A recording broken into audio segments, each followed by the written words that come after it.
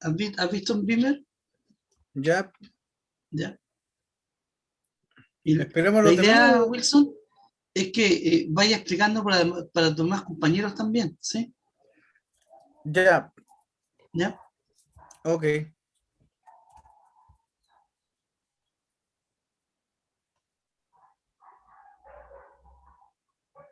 Pero es que todavía no han llegado los demás.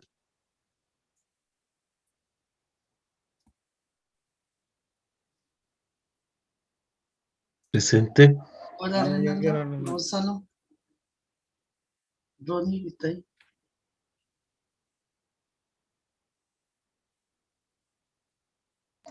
Aquí estaba Aquí enfrente. estoy, aquí estoy. Ya. Entonces, el profe me encargó de hacer una presentación de Beamer, que para poder hacerla tenemos que crear un archivo de Markdown.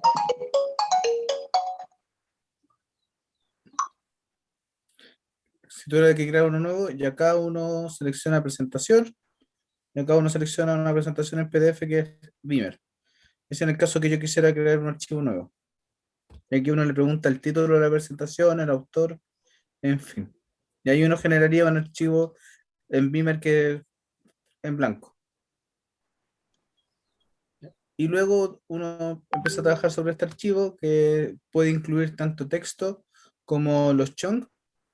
Aquí, por ejemplo, aparte con esta estructura que es el título de la presentación, autor, la fecha, el tamaño de la fuente, que esto por defecto viene en 10 y yo se lo cambié a 8 porque había algunos textos que me quedaban más o menos mal, así que lo cambié. Uno puede ocupar algún tema en particular. Yo utilicé este que encontré y un cierto tema de la fuente y del color. Que Ya, esto yo estuve viendo algunos por internet y me quedé con los que más me convencieron. ya. Existen varios temas en Beamer, ¿no es cierto? En general, Claro. ya. Luego, bueno, no sé si voy mostrando en la presentación o voy mostrando el código. Ya. No sé, usted me dice, profe, Perdón, no te escuché bien. si voy mostrando el código o voy mostrando la presentación directamente. Mira, lo que podrías hacer es mostrar la presentación primero, Ya, para perfecto, que veamos, y después trata de explicar según el código que estás escribiendo. perfecto.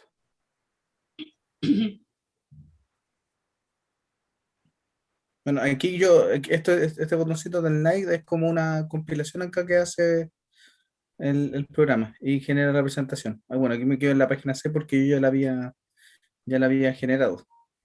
Entonces acá el tema que yo elegí y los colores que ya seteé es lo que me dan esta característica a la presentación. Acá, bueno, hice como un texto que decía que, como si estuviera haciendo una presentación de esto, que las actividades que se realizaban acá es como un ejercicio que hicimos para entender y profundizar algunas herramientas de R, sobre todo de RStudio. Que esto, básicamente, si uno lo ve en el código acá, uno va agregando diapositivas en el código con esto que sería con un doble hashtag, con un doble gato y ahí va agregando una diapositiva y le coloca el título. Entonces acá era doble hashtag presentación, el espacio, que tiene que estar entre el texto y eso, porque si no, no lo leen, A y ver, el primero texto que en nada, eso es porque es un archivo de tipo Markdown, ¿no? ¿Sí? Pones donde dice claro, file, ¿no es cierto? Y explica que es un archivo de tipo Markdown, que claro, es cuando yo lo Markdown. agregué claro, sí.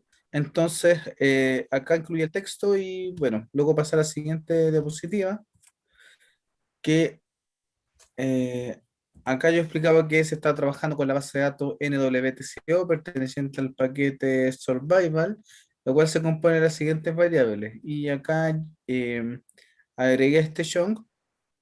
Bueno, aquí agregué varios chunks, pero hay algunos que los tengo puestos con el include false, que es para que no muestre para que no muestre el resultado de esto, o sea, para que no muestre el código. Bueno, y aquí uno tiene que indicarle que es código de R, por eso sale esta R acá al principio, porque es un chunk de código en R. Y acá hice todo, cargué todo, pero solamente estoy mostrando la salida de la base de datos, que es lo que está acá. Ah, no. Aquí no estoy mostrando la salida, en el otro. Acá en este estoy mostrando en el page print, que es para que me muestre el resultado de lo que estoy corriendo acá del código. Entonces, en el primer código cargué todas las librerías y la base de datos, y luego en el segundo chunk puse que me mostrara el código y que me mostrara el resultado del código. Por eso acá aparece esto que dice call names, que fue el código que yo escribí, y la salida correspondiente a ese código, que serían las columnas las columnas de la base de datos. Luego acá puse un ejemplo de la información que contiene haciendo el head, que son los primeros 6 registros de la base de datos, y utilicé esta función que es como para generar una tabla que cuando uno ve la salida acá en la presentación tenga este formato, para que no quedara como simplemente una salida del R, que es lo que está acá, esta parte de acá. Con esta función que es kneart ktable, uno genera esa tabla. Porque si yo le saco esto, que sería lo de esa función, así como está acá y solamente muestro el head, se vería como formato de salida del R. A ver, vamos a hacer voy a mostrar para ver cómo se vería así eso.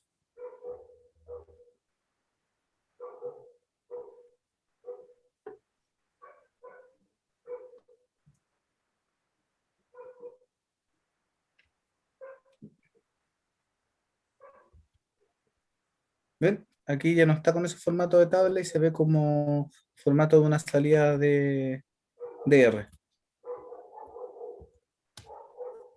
Disculpa, es que no se está viendo ¿La presentación? la salida. Ah, pucha, sorry. Sí, Ya, es que pensé que había puesto compartir la pantalla completa. Denme un segundito, voy a ya. colocar. Es, Según yo había puesto el desktop completo. Ahí, cuando hago el cambio se ve, ¿cierto? ahí sí. Ah, ya, perfecto. Entonces voy a Vuelve tener del que... comienzo ahí para que veas todo. ¿No? Sí, disculpen, es que pensé que lo No, tenía está bien, puesto sí. con...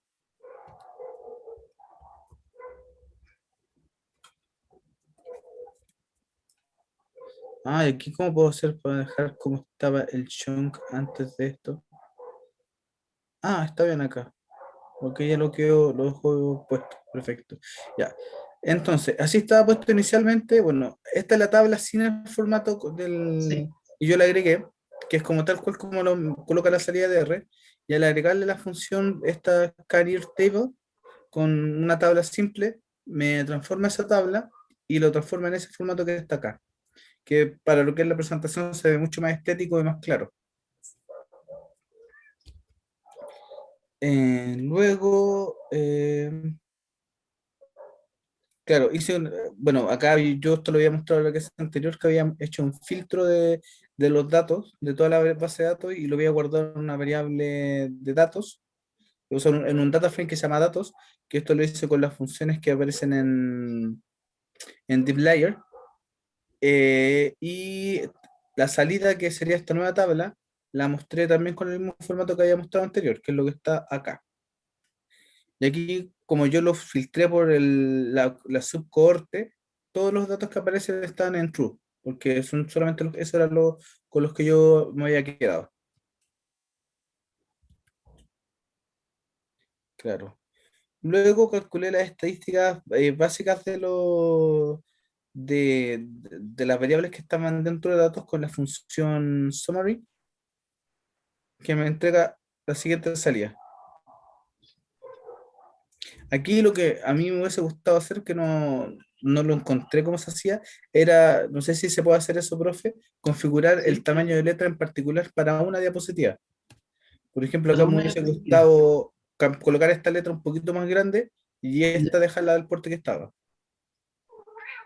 No sé si se puede hacer Y eso.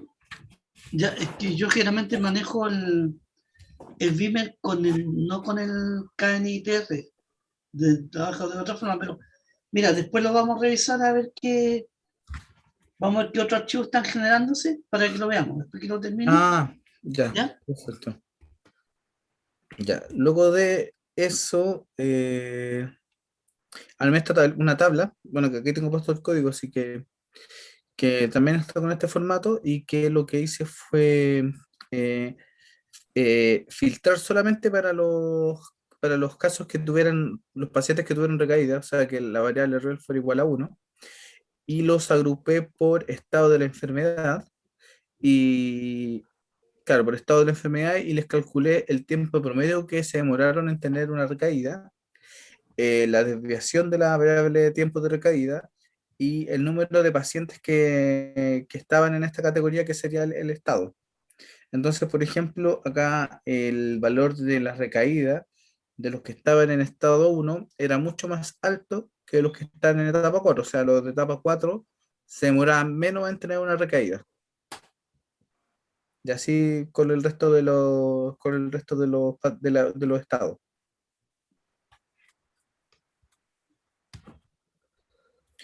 Luego, acá realicé bueno, un análisis de correlación entre las distintas variables numéricas que habían en la base de datos, que era el estado, los días de recaída y la edad. Y utilicé el método de la correlación de Spearman porque funciona mejor con datos eh, que no son numéricos, o sea, que Entonces, son enteros como secuenciales, como en la edad. Que el otro método de correlación que hay que es utilizar harto el de Pearson, pero el de Pearson no se ajusta bien a todos los tipos de datos porque busca siempre correlaciones más lineales.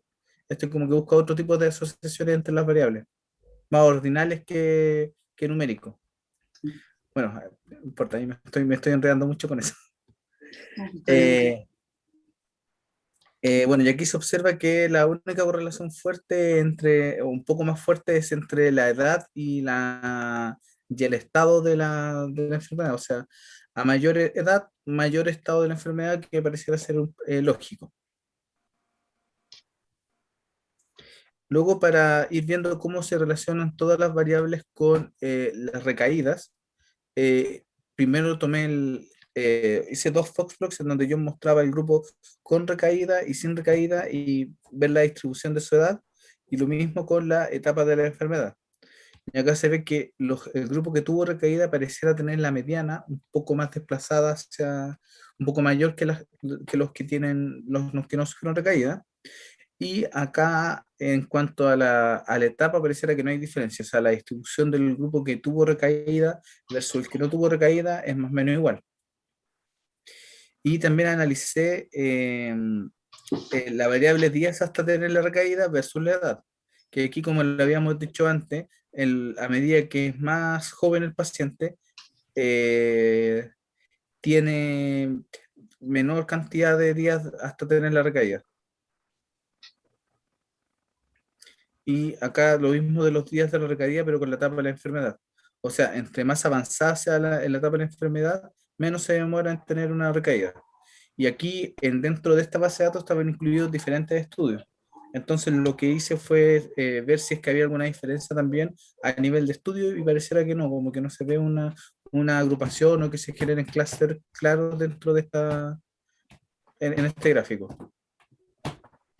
Ah, y para el código para hacer esto lo tengo acá, que eso, bueno, también ya lo había mostrado en la clase anterior. La diferencia es que acá me había faltado filtrar solamente los que habían tenido recaída para armar esta figura, porque si estoy viendo la variable días hasta tener una recaída, no tenía sentido que incluyera los que no habían tenido recaída.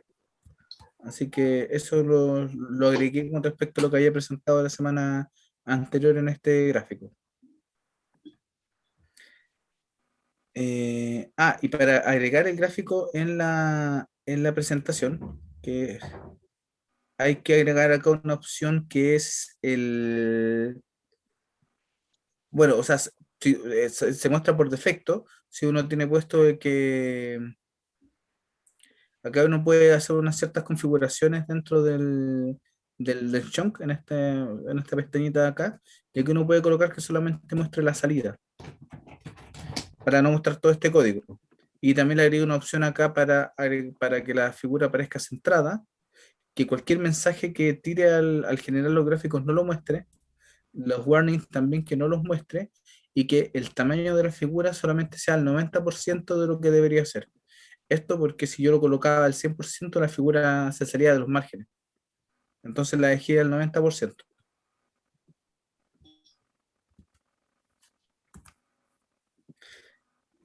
Luego realicé un modelo logístico para ver si había la variable de la edad podría predecir de alguna manera si es que el paciente iba a tener o no recaída. Y si bien la edad me da significativa como una variable para predecir la recaída, solamente alcanza a predecir un poco más del 25% de la probabilidad de recaída. No es un buen predictor.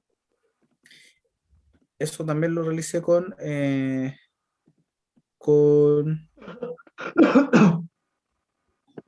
de manera similar, y acá lo único que puse el gráfico un poquito más chico porque para que no se desalineara, no saliera fuera de la diapositiva. Y realicé lo mismo con la variable de la etapa del cáncer, de la enfermedad, y esto tampoco resultó ser un buen predictor por sí sola. Entonces, como conclusiones de lo que hice, la variable EDET, que es el tiempo en tener una recaída, presentó valores promedios más altos en aquellas personas que están en la etapa 4 de la enfermedad. O sea, entre... no, aquí esto no, debería ser promedio más alto, son más bajos. O sea, la persona de etapa 4 se demora menos en tener recaída. La edad de los pacientes está correlacionada positivamente con el estadio de la enfermedad, que es algo más o menos esperable, y la edad de los sujetos que han sufrido una recaída presenta una media levemente más alta a los cuales no han sufrido recaída. Y que los pacientes que han tenido recaída, se observa que hay una cierta relación entre la recaída, la edad y la etapa. Hay una cierta relación ahí con el haber tenido una recaída, pero que no alcanzan a ser buenos predictores para la predicción de la enfermedad. Eso sería lo que más o menos pude concluir haciendo este pequeño análisis de los datos. Ya. Bueno, eso tú lo estás mostrando como, a ver, tú lo puedes mostrar como presentación, así como con tipo pantalla completa, si se puede, no sé. Ya, ok. Deme un segundo. Presentar como diapositiva. Ahí sí. Eso,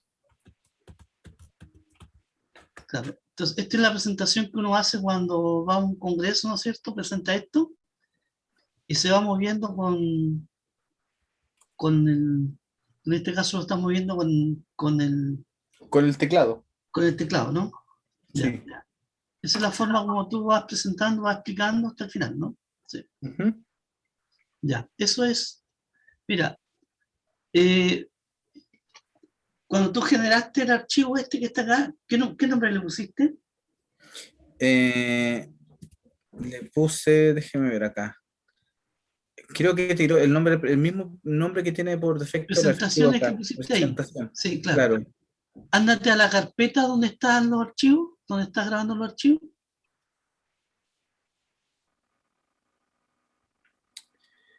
Esto es escritorio, magíster, modelamiento numérico, presentación, trabajo uno. Acá está. Esto es Ya. lo que tengo. No te genera es que no te genera un text, digamos. ¿Ya? No. Ya. Claro, la otra alternativa de hacerlo es, a ver, termina de compartir, yo te voy a compartir algunas cosas, ¿no es cierto?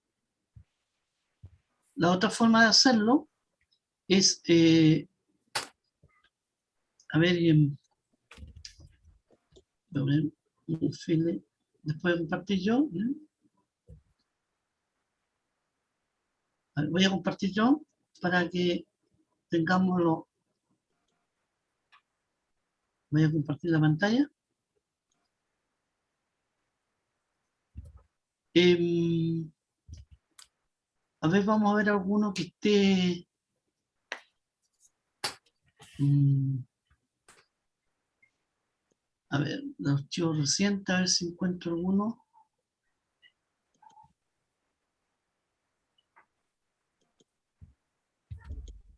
no sé cuál es este que está acá, archivo 1, ¿sí? Este tiene pocas cosas. Vamos a ver qué es lo que hace este, vamos a compilar.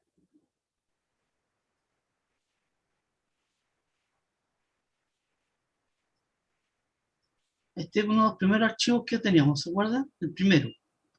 Tiene pocas cosas, pero lo que podemos hacer también en este es que, acuérdense ustedes que la primera instrucción que aparece acá es la instrucción artículo, ¿no? ¿Sí? Entonces uno puede, en vez de poner artículo, puede poner Beamer, que va a ser una presentación.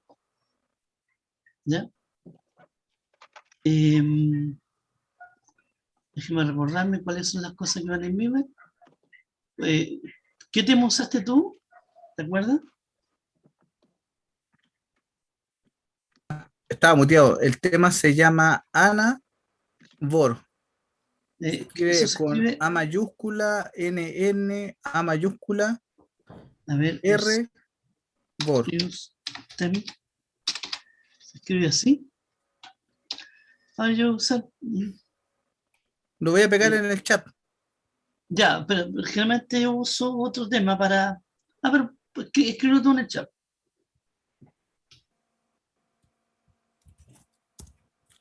Así se llama el tema. Pero por mí estoy a ocupar uno que es bastante usado. Voy a usar el tema Barso. ¿Ya? Entonces, vamos a...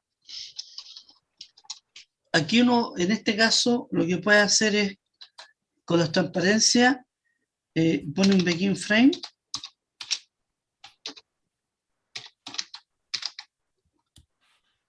Entonces, por ejemplo, la transparencia empieza acá y termina, supongamos, aquí, si es que cabe, no sé. Entonces uno le pone en frame,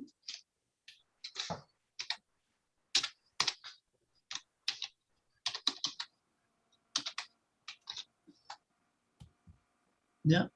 Después le pone begin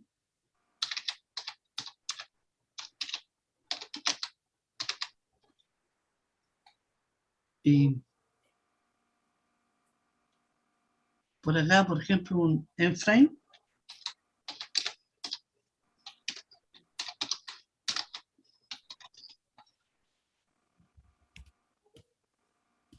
Por último, por acá va a poner un begin frame.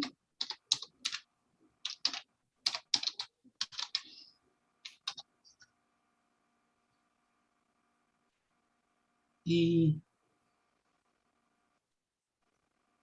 voy a poner aquí en frame.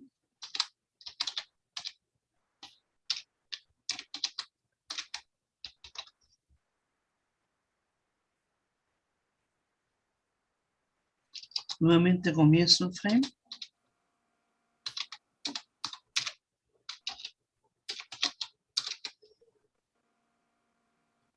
Y lo voy a terminar.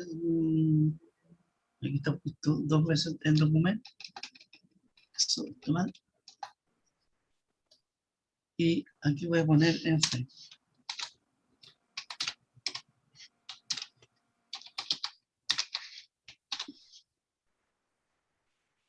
Vamos a ver si corre esto. Si no, ¿qué me reclama?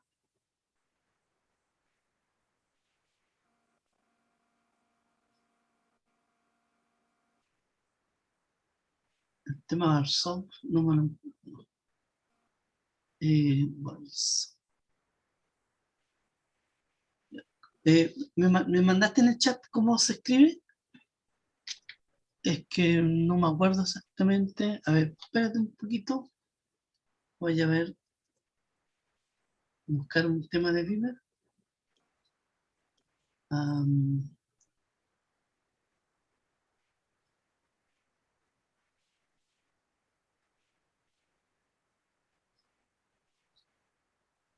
¿Cómo habrá bien esto? Tal vez con mayúscula, profe. ¿Qué? Tal vez con mayúscula agarre. La primera letra. Estoy buscando. ¿Dónde voy? No puedo abrir esta cosa que me ocupa aquí. Eh, Hay uno que se llama Madrid. ¿Cómo? Hay uno que se llama Madrid.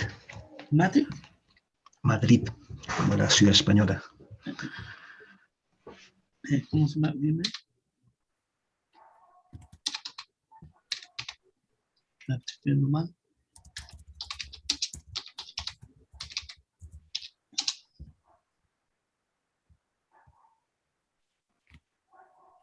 Yusteme, está mal escrito.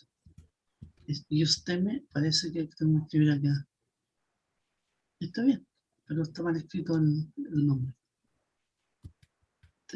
La lista completa. Ana, este que estás ocupando tú, ¿no? Sí, eso estoy ocupando, estaba ocupando. El Es que con la primera letra con mayúscula. árbol. Parece que ese era el problema. La primera letra es con mayúscula, ¿no? Es para que vean otro tema distinto. Vamos a compilar.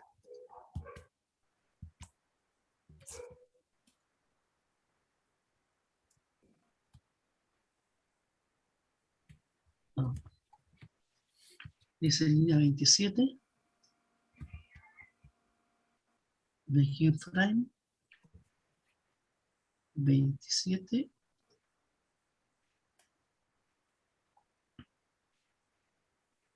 No, ahí me perdí. Begin frame. Aquí está el end frame. Después comenzó otro. End frame, begin frame.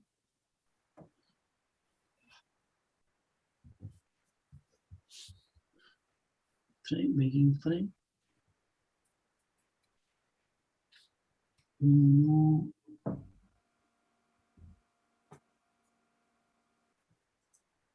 no ubico dónde está el error.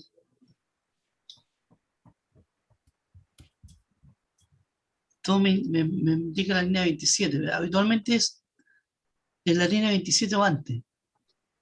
27, caption más bio, label más bio, en figure. Profe, ¿no será que ese matbio.png no lo tiene bien referenciado? Ese de aquí. ¿Mm?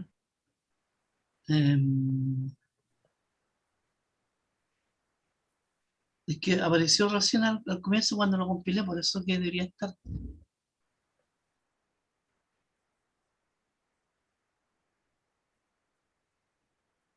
A ver, espérate, voy a ver en qué parte está el tema.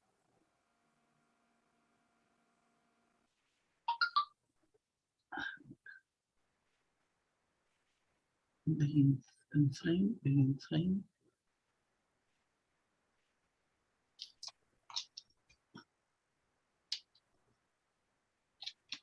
No creo que esté.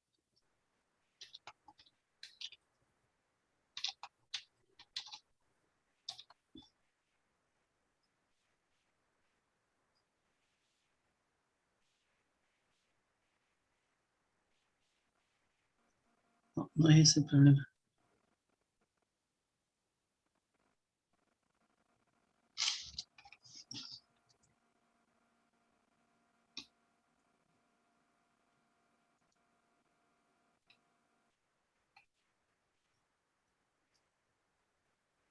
Document class, Beamer.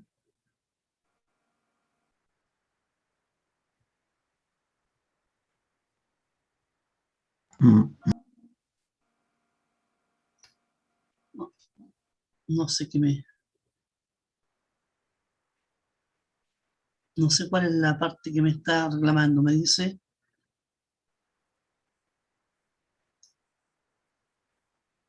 antes que el begin scanning fuera completado. La línea 27. 25, 29 gráfico, el caption.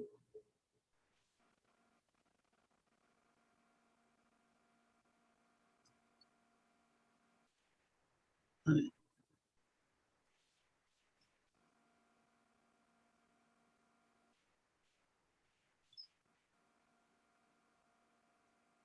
espérate. Ok.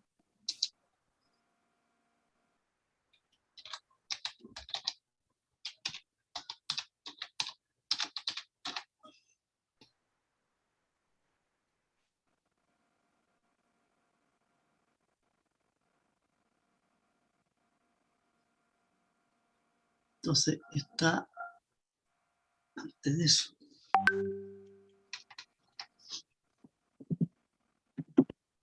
Creo que estaba aquí seguramente. El tema, ¿en qué parte se pone? No creo que se ponga ahí, ¿no?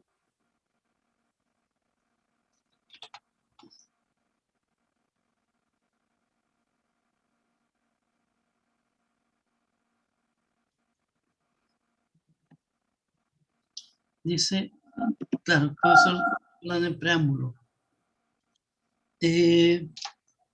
A ver, mejor para no perder tiempo lo voy a revisar esto. Y en la próxima clase lo voy a presentar con esta otra forma, ¿sí? La ventaja de esta forma es que uno puede hacer los cambios que me pidió, que me habló que me dijo, ay, ¿se pueden poner formato ahora? Que me pidió recién Wilson de agrandar la letra o achicar la letra. Yo lo sé hacer desde aquí, ¿ya? Pero no de... Voy a pensar que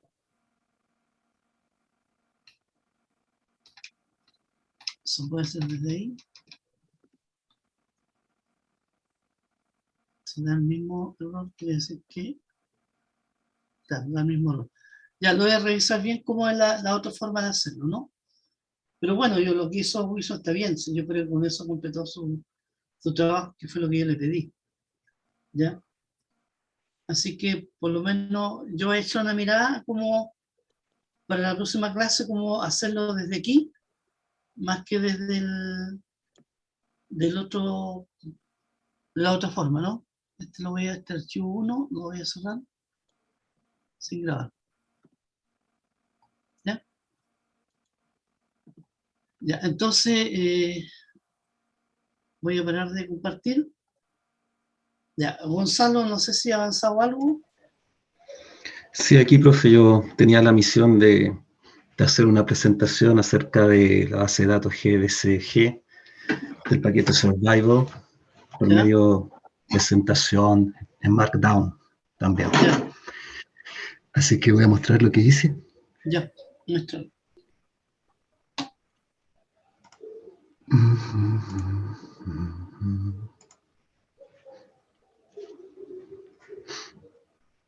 ¿Se ve mi pantalla? Se ve la pantalla, sí. Sí, ya. Entonces, bueno, aquí se están viendo, digamos, el RStudio. Sí, sí. Ya.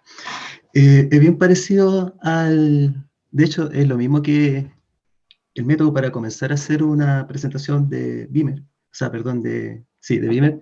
Es muy parecido al método, es casi lo mismo que hacer una de Markdown, pero de otro tipo. Existen varios tipos de presentaciones que uno puede hacer.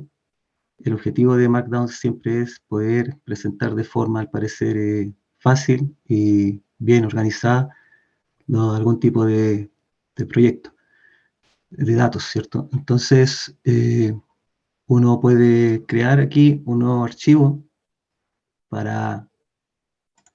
y elegir. Entonces, me da la opción de elegir, por ejemplo, un documento, una presentación. Como lo íbamos a presentar, elegí presentación también. Pero no elegí Beamer, elegí Slidey, Sí. ¿ya? Entonces, eso. Si uno quisiera hacer una nueva presentación, entonces aquí tiene que dirigirse. Aquí, en la parte izquierda de la pantalla, yo tengo puesto el script, ¿cierto? De la presentación. Y también tengo la consola puesta en la pantalla derecha porque es más cómodo. Ya. Este documento de Markdown tiene también un preámbulo que parte con esas 3 rayitas que se pueden ver ahí, de color celeste, y terminan en las 3 rayitas de color celeste, en donde uno coloca el título de su presentación, el nombre y la fecha, aparece automáticamente. Aquí aparecen las 3 opciones de presentación que existen: Slidey, Beamer o EOSlide. Yo estuve probando EOSlide, pero me quedé con Slidey. Ya. Probé EOSlide y me quedé con Slidey. Entonces, yo voy a echar a correr esto y voy a ir presentando, porque puse en la misma presentación los comandos que utilicé para hacer este pequeño estudio. Ya. Ahí lo echamos a correr y debiera aparecer por ahí. A ver. Aquí está. Esta es más o menos la pantalla inicial de un sliding, Sí. que se puede abrir también con el navegador. Tiene esa opción acá arribita, dice Open in Browser, entonces inmediatamente lo abre como una pestaña nueva en el navegador. Por el lado de acá derecho, donde va mi manito, se puede ver una especie de, no es una especie, es realmente un índice de las diapositivas. Y en la parte inferior, donde dice contenidos, también se puede ver un índice o una tabla de contenidos al hacer clic. Entonces, lo primero que yo quisiera hacer es explicar de qué se trata un poco la base de datos que me tocó estudiar, que es un conjunto de datos de cáncer de seno usados por Rostoin y Altman en un paper publicado en 2013, en el cual ellos utilizaron estos datos para validar un modelo Cox, un modelo matemático que se utiliza para el pronóstico de cierta sobrevivencia, ciertas enfermedades y cosas así, por lo que me enteré. Entonces utilizaron ellos estos datos como datos validatorios de su modelo. Entonces, este conjunto de datos contiene 700, o sea, son 686 observaciones divididas en 11 variables que realizó el grupo alemán de estudio del cáncer de mama. Por eso el nombre GBSG, German Breast Study Group. Esto es parte del paquete Survival, ¿cierto?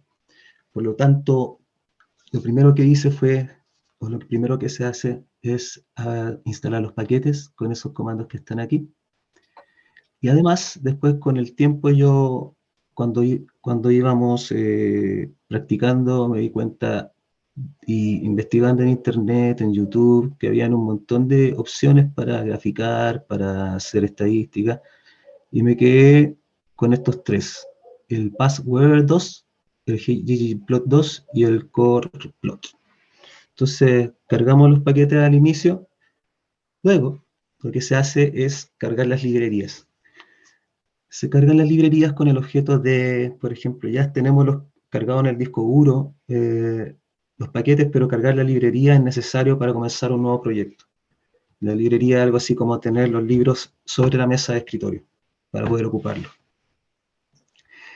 Y entonces cargué las librerías, se cargan las librerías, y después muestro no las 686 observaciones, sino las 6 primeras con el comando head de esta base de datos.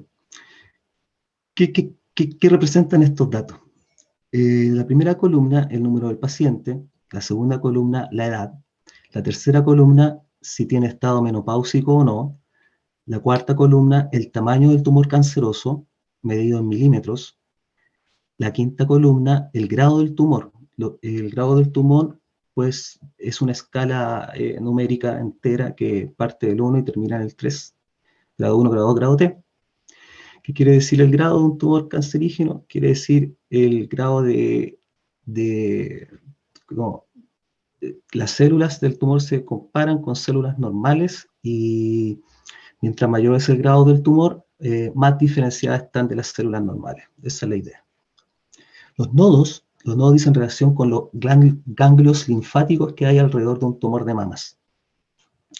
El PGR es si hay presencia de receptores a la progesterona en las células cancerosas, y el ER si hay presencia de receptores de estrógeno en las células cancerosas.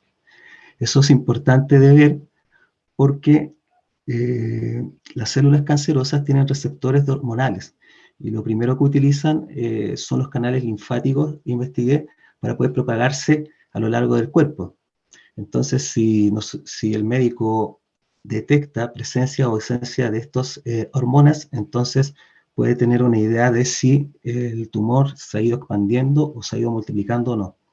Otra cosa importante también era que los tumores o las células cancerosas, mejor dicho, se alimentan de progesterona y estrógeno, de forma que cuando lo reciben se multiplican más rápidamente y también crecen. La otra columna que está al lado dice si el paciente ha tenido terapia hormonal o no ha tenido terapia hormonal, ¿ya? Es importante la terapia hormonal, puesto que esta se usa para inhibir la recepción en las células cancerosas de la progesterona y del el estrógeno. ¿Por qué razón?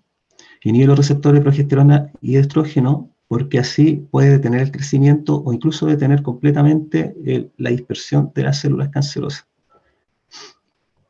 El RFS Time, esa columna, hace referencia al tiempo medido en semana, o creo que día, no me acuerdo muy bien de ese dato en particular, pero lo importante es que el tiempo de recurrencia que tiene un paciente después de haber digamos, sido operado por primera vez. Es decir, se toma el tiempo después de la primera cirugía, porque estos son pacientes en estado primario de cáncer, que se le hizo una cirugía de extirpación o de lo que sea del tumor, y se toma el tiempo que se demoró en volver a presentar síntomas cancerígenos o bien a requerir una segunda intervención.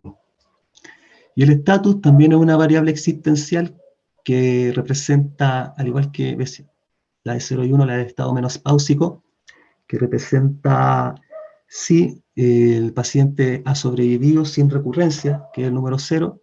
El número 1 representaría que el paciente murió o tuvo recurrencia.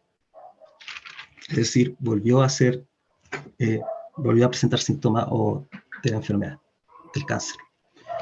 Entonces, primero, decidir, lo que se hace aquí es renomar de manera útil con una sola palabra la base de datos. Entonces etiqueté la base de datos como GBSG solamente, y después aislé las variables que serían usadas también llevándola a una letra nomás. Entonces la primera letra de cada una de las columnas con datos, o de las variables como les llaman, les puse, digamos, pasan a ser su nombre, para después usarlas con mayor facilidad. Gonzalo, Entonces después viene ¿sí?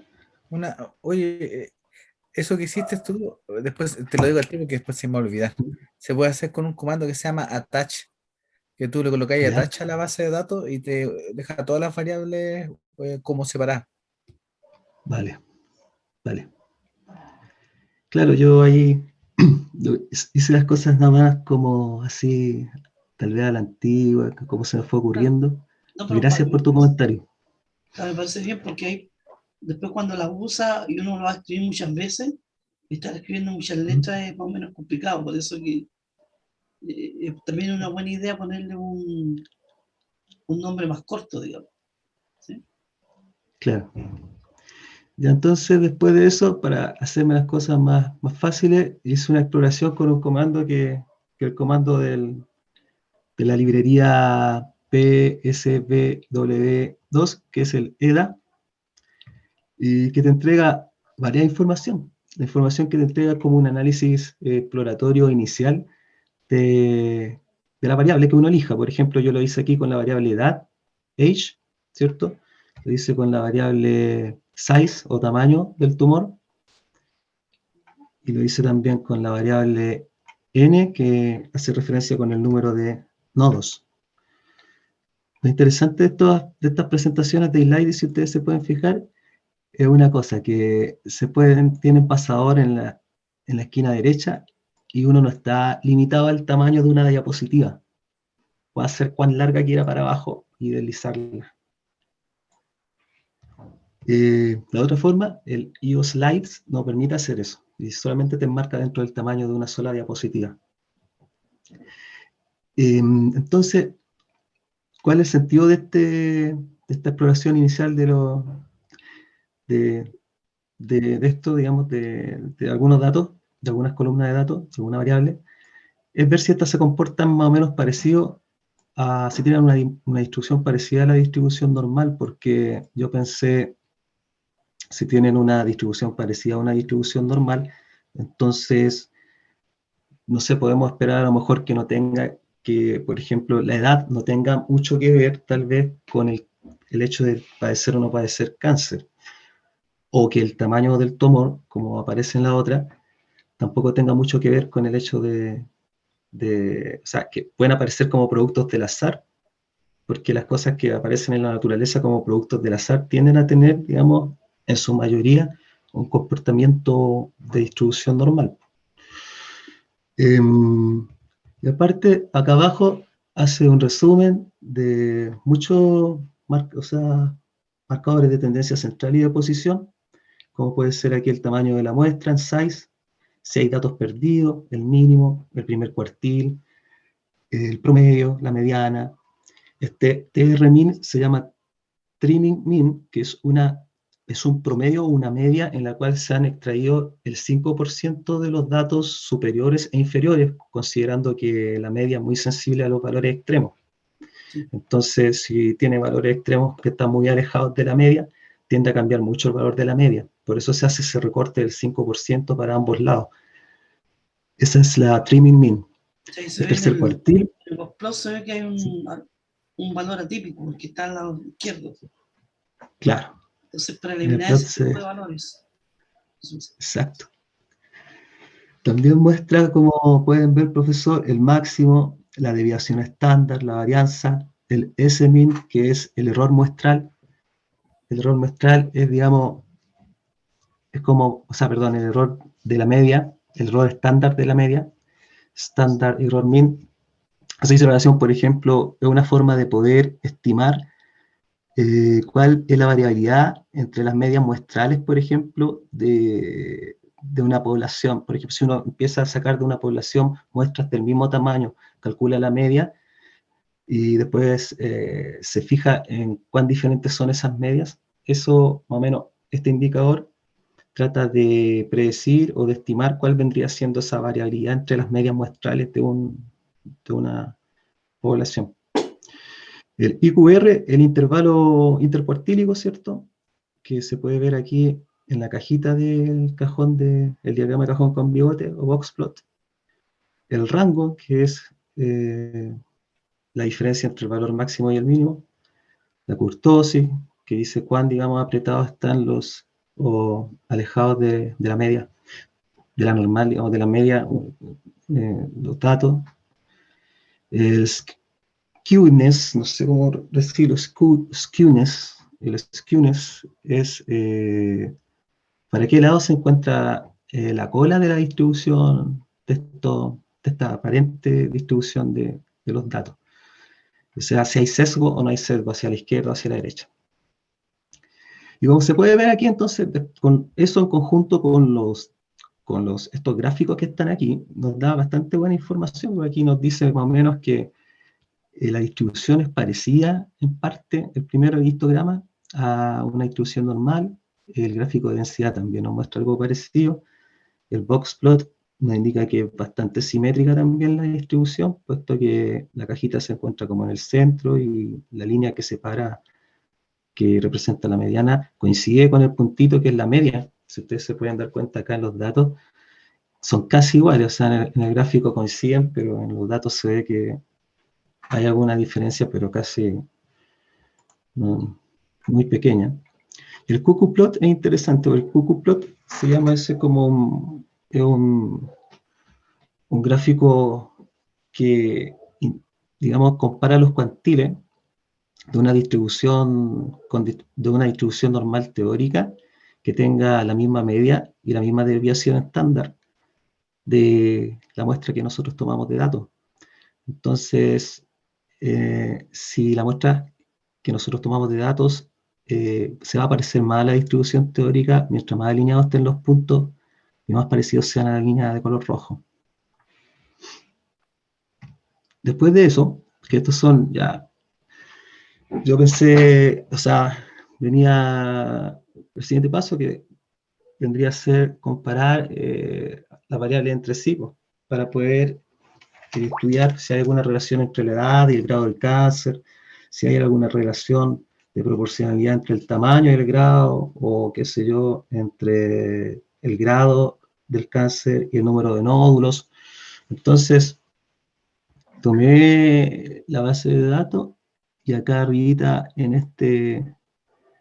con estos comandos, o sea, me adelanté, disculpa, aquí, fui dejando nulo lo que me pareció que, por ejemplo, la variable existencia. El primero era el número del paciente, que no nos sirve mucho.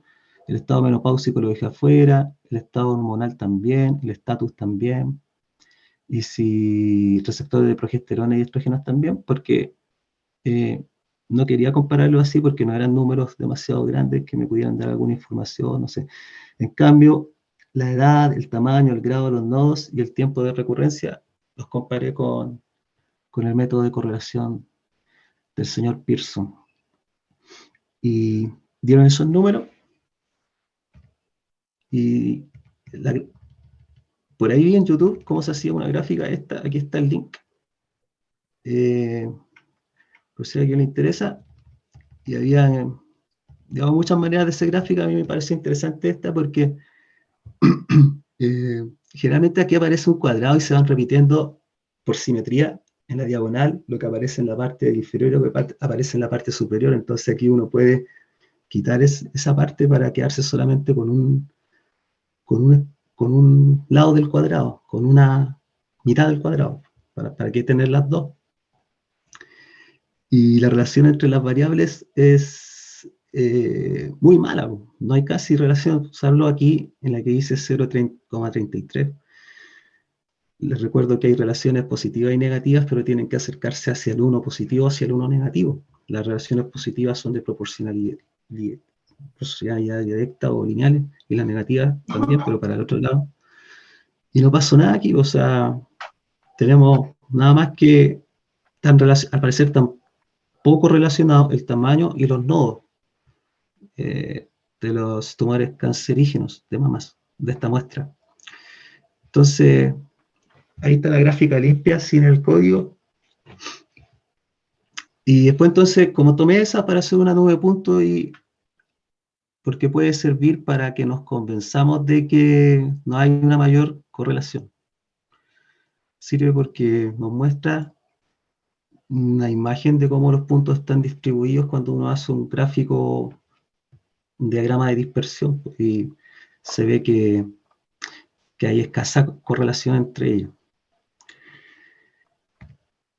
Después entonces dije, ya, voy a comparar las otras variables, por ejemplo, la variable terapia hormonal. La variable terapia hormonal, por ejemplo, como está, es una variable que se mide en ceros y unos, entonces se me ocurrió encontrar el promedio, de forma tal que, porque con el promedio o la media uno va sumando ceros y unos, 0 y 1, 0 y 1, que son los dos estados posibles. Y cuando uno divide por el número completo de observaciones, te tiende a dar, o da, digamos, la fracción de pacientes que recibieron terapia hormonal, que pues, podría haber sido expresada en porcentaje, pero yo lo dejé así nomás, como 0,35 tal cual. Y nos indica más o menos una fracción, una parte de uno bastante considerable de pacientes que recibieron terapia hormonal. Repito porque me pareció importante, porque el procedimiento que sirve para interferir los receptores hormonales con el objeto de desacelerar o detener el crecimiento del cáncer. También después hice lo mismo utilicé la función de promedio para ver cuál era la fracción de personas que habían tenido recurrencia después de la primera operación o habían muerto. Y casi la mitad, como se ve, de las personas tuvieron recurrencia o habían muerto. Entonces, después de esto, es interesante preguntarse cuál es la relación entre haber recibido terapia hormonal y haber muerto, o la relación entre el estatus y la terapia hormonal. Entonces, como ya tenía las letras súper fáciles de trabajar, de escribir, porque H representa el vector de todos los valores de terapia hormonal y ST el vector que tiene todos los estatus finales de los pacientes. Construí esta tabla donde el R calcula en cada uno de los valores el número o la frecuencia de que cumplen, por ejemplo, en el primer caso donde dice 235, si es sobreviviente sin recurrencia, porque son ambos valores cero, y sin terapia hormonal, ¿ya? Entonces, esto es una forma de contar, digamos, las combinaciones. Por ejemplo, hay 235 0,0, hay 205 0,1, hay 152 1,0 y 94 1,1. Y lo que quiere decir, como dice acá arriba, que, por ejemplo, el punto 0,1 representa un sobreviviente sin recurrencia con terapia hormonal. Y un 1,0 una recurrencia o muerte, pero sin terapia hormonal. Y el 1,1 sería la persona que tuvo una recurrencia o muerte, pero que también tuvo terapia hormonal. Entonces, al comparar esto, yo observé que siempre son menores las cantidades de pacientes que vuelven a estar enfermos o mueren con terapia hormonal que sin terapia hormonal. Por lo menos eso se puede ver aquí claramente. El número 94 es menor que todos los números.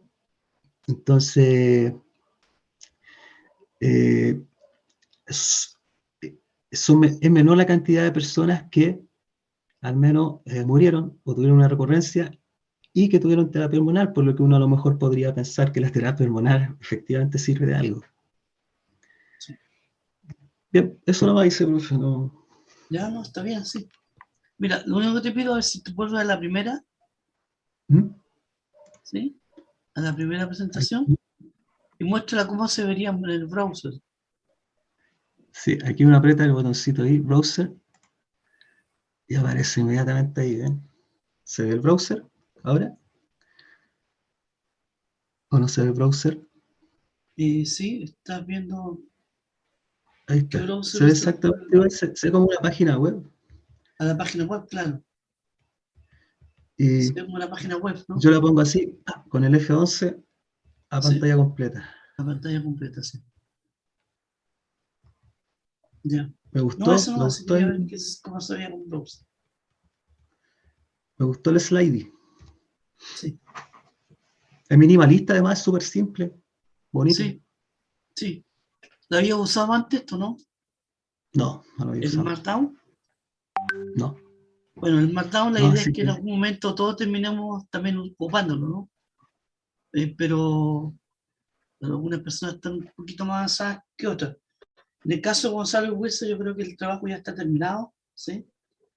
Así que tienen la nota completa. Y yo espero que en el caso de Ronnie y de Reinaldo, me la terminen, ¿ya? ¿Sí? Ahora queda más claro, ¿no? ¿Sí? Gonzalo y Reinaldo, la idea es colaborarle con lo que están haciendo, ¿sí? sí.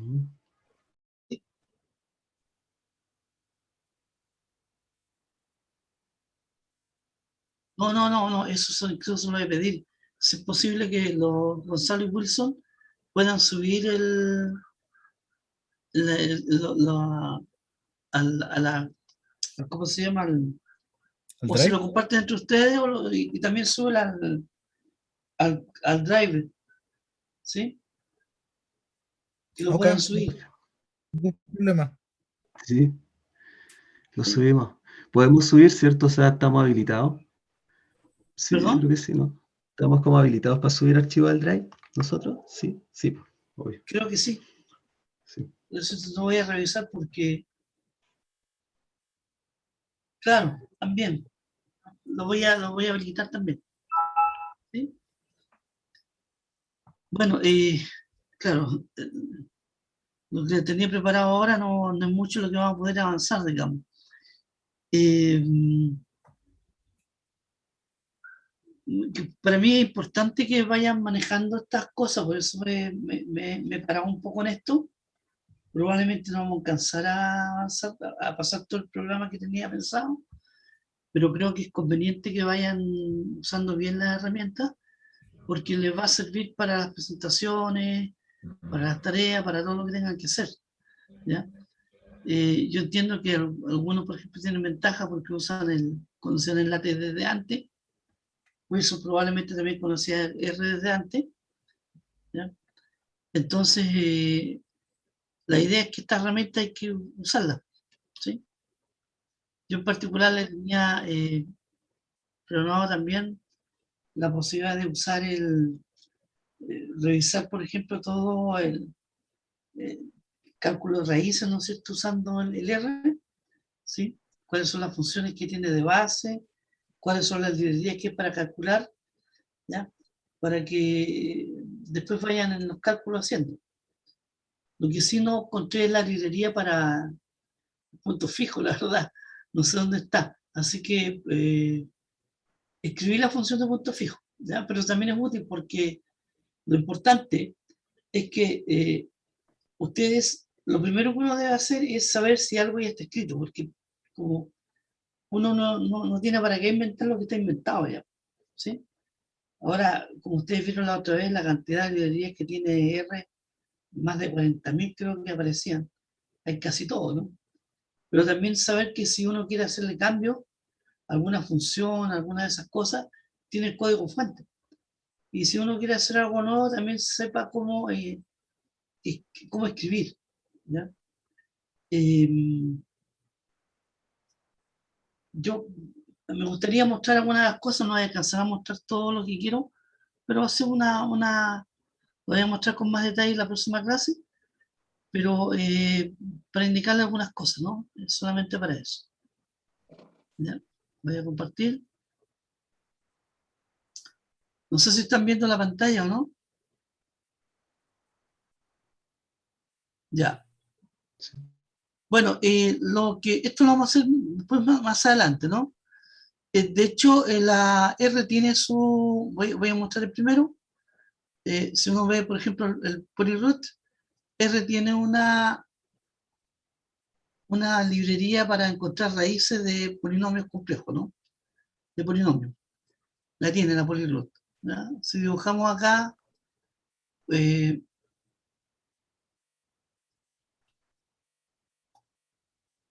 aquí tenemos una función, ¿no es cierto? Con la función curva, que es la que se usa habitualmente cuando queremos dibujar funciones, más que datos, ¿no? Más que graficar datos, uno quiere graficar una función, usa más la curva, ¿no? Y aquí está calculando la raíz del polinomio, ¿no? De este polinomio que está acá. 1 más x al cubo. Se escriben de esta forma, y aquí están las raíces, ¿no es cierto? Que son raíces complejas. Bueno, la segunda es real, ¿no? Porque tienes parte compleja negativa y la tercera es compleja. La forma como se meten los valores, se mete el término libre, x cuadrado, el término libre, perdón, el término de x, el término con x al cuadrado y el término con x al cubo. ¿Ya? Entonces, vemos que en la base, porque aquí no hemos cargado ninguna librería, tiene funciones como la polyroot para encontrar raíces, la uniroot, que es buscar ceros de funciones, la red de polinomios, y esas son las que tiene en la base, ¿no? En el base. Después existe un paquete, por ejemplo, un paquete que vamos a ver con más detalle en la próxima clase, la RUSOLVE, que es también para encontrar raíces, y la librería Pragma. Esta librería es una librería grandota, así que la vamos a estar ocupando bastante seguido, ¿ya? Entonces yo en la próxima clase vamos a revisar esto y vamos a ver la librería Pragma, ¿no? Así que en la próxima clase ya yo espero que en el caso de eh, Ronnie y Reinaldo, ojalá que sea lo más cortito, ya me entreguen el trabajo final, y me preocupa si el caso de su compañera, se me olvidó el nombre ya, de Rebeca, que como no vino hoy día y no sé en qué habrá avanzado, espero que avancen eso, ¿ya? Entonces la próxima clase nos vamos a meter a ver las librerías de R para calcular raíces y otras cosas, ¿no? ¿Ya? Bueno, ya son ya las 8, ¿ya? Así que me quedan pendientes, bueno, la idea es que yo creo que, bueno, Ronnie avanzaba también en Reinaldo. Reinaldo, si tiene algún problema con el látex, me manda un correo y me manda lo que tiene o si tiene algún error, porque a veces sacamos un error que es bastante largo y ahí lo puedo ver, ¿ya? Profe, creé una carpeta en el Drive y ahí subí al menos mi presentación. Ya, Así que yo creo que ahí para que ya, Gonzalo también suba la suya. ya, Ya, lo voy a subir ahora. listo. La idea es que se pueda ayudar entre ustedes también, así que no hay problema. El fondo es que se aprenda a hacer esto, ¿ya? Listo. Bueno, nos vemos entonces el próximo jueves. Ya descansen. Bueno, Chao, chao. chao. Chao, profe, chao a todos.